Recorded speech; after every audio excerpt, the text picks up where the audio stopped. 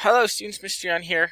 We're starting chapter 16. The date is probably about February 14th if you're working on schedule. Happy Valentine's Day.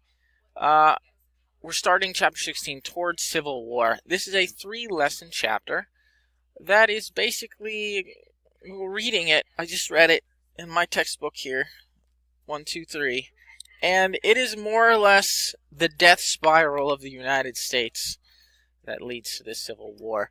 Some very interesting things happen here. Lesson 1, there's a lot of information in, and it is a bit of a review on things we've talked about a little bit already, like the Missouri Compromise, and like every time there'd be a new state, they'd have to come in pairs so that that balance was kept in the Senate between free and slave states. A bit of a review of that is kind of a history of all the compromise that took place on slavery up to this point, and then a little bit more leading up to the Civil War and how the compromises started to break down.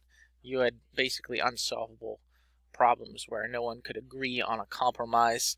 That's lesson 1. It is in fact entitled The Search for Compromise. Lesson 2 and lesson 3, some interesting things in there. That's more or less more death spiral into the secession and creation of the Confederacy. We talk about what is generally considered the worst Supreme Court decision in the history of the United States, the Dred Scott decision. That's an interesting one. We'll learn all about. Basically, you had a doctor who owned a slave, and he bought the slave in the South where slavery was legal, and then he moved to a state where slavery was not legal, and so the argument was the slave was taken to a free state, therefore the slave is free. Read all about the decision on that, and you'll forever hate Chief Justice Roger B. Taney. So that's pretty interesting stuff there. The Supreme Court making decisions. Some presidential elections.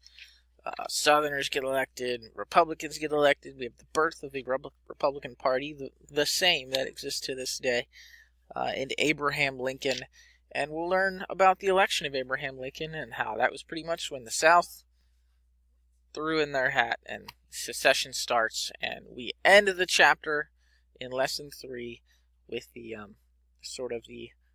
what some may say the first battle of the Civil War, the bombardment of Fort Sumter. So a lot of interesting things happening, and then boom, 17, we're in it. We're neck deep in blood, really, in the Civil War in the very next chapter. So this is it. This is like I would say it's like you have a trilogy, and this is the first movie of the trilogy. It's the setup for the next chapter.